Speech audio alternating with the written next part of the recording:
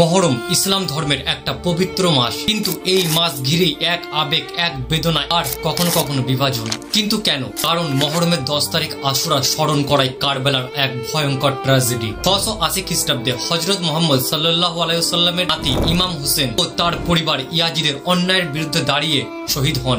এই ঘটনায় শিয়া মুসলমানদের কাছে হয়ে দাঁড়ায় আত্মত্যাগ এবং ন্যায়ের প্রতীক। শিয়া মুসলিমরা ইমাম হোসেনকে তাদের সর্বোচ্চ নেতা বলে মনে করেন।